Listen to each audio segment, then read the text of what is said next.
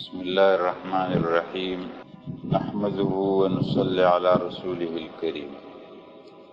حضرات، اس سے قبل ہم نے 3 باتیں بیان کی۔ پہلی بات یہ تھی کہ رسول اللہ صلی اللہ علیہ وسلم جس عہد اور جس زمانے میں بھیجے گئے اس عہد اور زمانے کو جاہلیت کا زمانہ کہتے ہیں، اور اس زمانے کا ماحول کیا تھا، اس زمانے میں کتنے مذہب تھے اور اس زمانے میں کتنی حکومتیں تھیں، مذاہب کا کیا حال تھا، حکومتوں کا کیا حال تھا اور انسانیت کا کیا حال تھا، یہ بات بیان ہو گئی۔ دوسری بات یہ بیان ہوئی کہ اللہ تعالی نے رسول اللہ صلی اللہ علیہ وسلم کو جزیرۃ العرب میں بھیجا۔ اس کی کیا وجہ؟ پوری دنیا کے اندر جزیرۃ العرب اس کا ناف اور بیچ کہلاتا، وہاں سے پیغام ساری دنیا کو جائے۔ تیسری بات یہ بیان ہوئی آپ کے سامنے کہ رسول اللہ صلی اللہ علیہ وسلم حضرت ابراہیم علیہ السلام کی اولاد ہیں، اور ابراہیم علیہ السلام نے خانہ کعبہ کی تعمیر کے وقت ایک دعا کی تھی کہ اے اللہ، اس شہر کو امن کی جگہ بنا اور یہاں کے رہنے والوں کو ہر قسم کے ثمرات اور رزق کھلا، اور دنیا کے لوگوں کو اس علاقے کی طرف مائل کر دے، اور یہاں ایک امت مسلمہ پیدا فرما، اور اس امت مسلمہ کے اندر ایک پیغمبر پیدا فرما۔ ابراہیم علیہ السلام کی وہ تمام دعائیں پوری ہوئی اور اللہ تعالی نے رسول اللہ صلی اللہ علیہ وسلم کو جزیرۃ العرب کے اندر بھیجا۔ اب نبی کریم صلی اللہ علیہ وسلم حضرت ابراہیم علیہ السلام کی اولاد سے کیسے وہ شجرہ ہم نے بیان کر دی۔ حضرت اسماعیل علیہ السلام کو حضرت ابراہیم علیہ السلام نے چھوڑا مکہ مکرمہ میں، وہاں حضرت اسماعیل علیہ السلام بڑے ہوئے، ان کی شادی ہوئی، ان کی نسل چلی، نسل چلتے چلتے چلتے چلتے ان کی نسل میں عدنان نام کا ایک آدمی آیا۔ حضرت اسماعیل علیہ السلام کی اولاد میں عدنان نام کا ایک آدمی آیا، اور وہاں سے عرب کی ایک شاخ چلی، اس شاخ کو عربی عدنانی کہتے ہیں۔ عرب کے اندر 2 بڑی شاخیں ہیں عرب کی، ایک عربی عدنانی ہے اور ایک عربی قحطانی ہے۔ نبی کریم صلی اللہ علیہ وسلم عربی عدنانی سے تعلق رکھتے ہیں۔ عدنان کی اولاد سے ہوتے ہوتے پھر جناب نبی کریم صلی اللہ علیہ وسلم کی پیدائش ہے۔ آج ہم یہ بیان کرتے ہیں کہ رسول اللہ صلی اللہ علیہ وسلم جس سال پیدا ہوئے، عرب کے اندر وہ سال بڑا مشہور تھا، اور اس سال ایک بڑا واقعہ پیش آیا تھا، اور اس واقعے کو کہتے ہیں فیل والوں کا واقعہ، عام الفیل، فیل کا سال۔ رسول اللہ صلی اللہ علیہ وسلم اسی سال پیدا ہوئے، اسی واقعے کے 50 یا 55 دن بعد پیدا ہوئے۔ اب وہ واقعہ کیا ہوا ہے، اس واقعے کو ہم بیان کریں گے، تفصیلات میں ہم جاتے ہیں۔ ابراہیم علیہ السلام،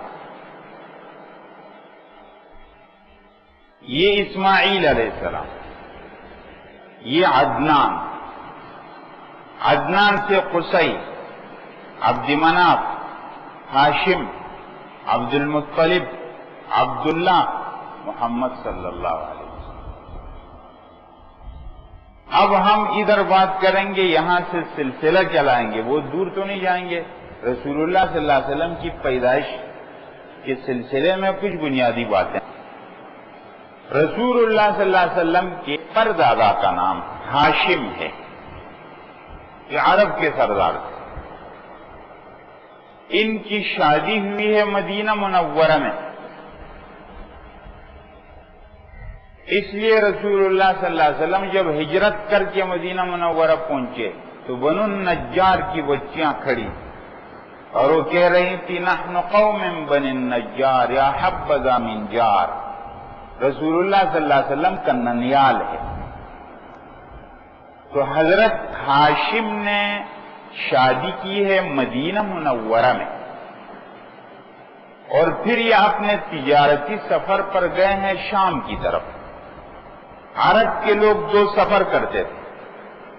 عرب ادھر بیچ میں واقع ہے، اس جانب میں شام ہے اور اس جانب میں یمن عرب سے.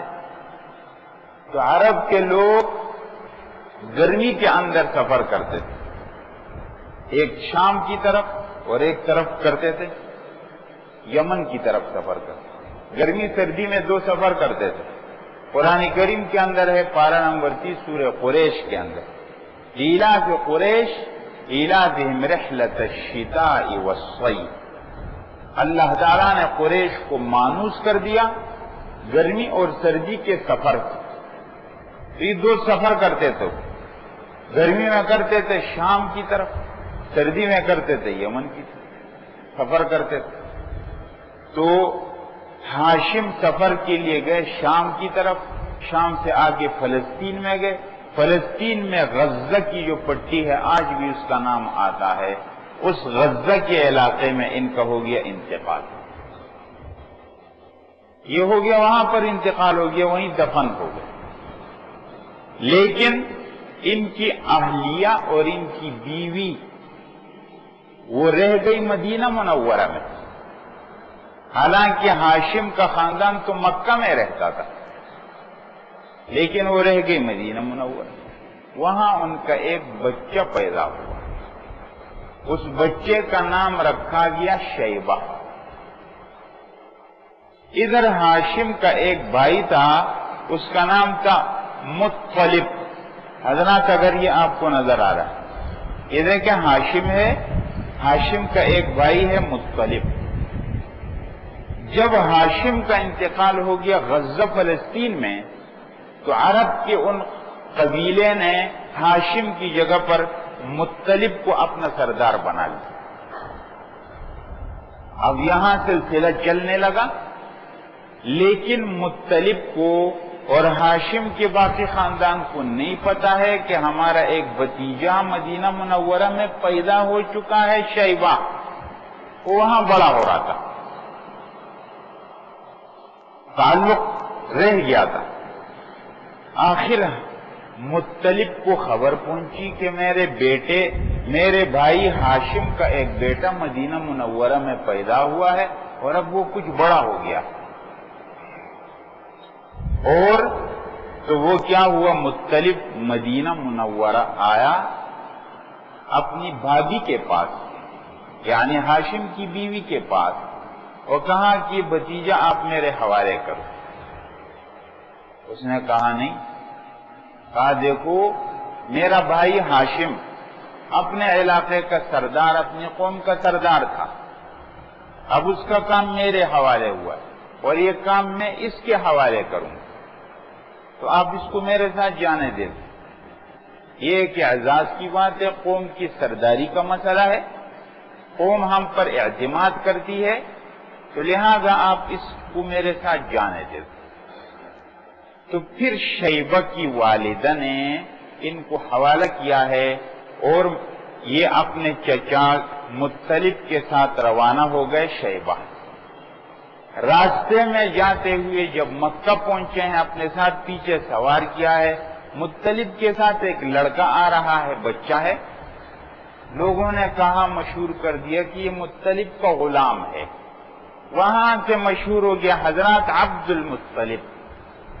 رسول اللہ صلی اللہ علیہ وسلم کا دادا وہ مشہور عبد المطلب کے نام سے، اس کا نام اصل میں شیبہ ہے.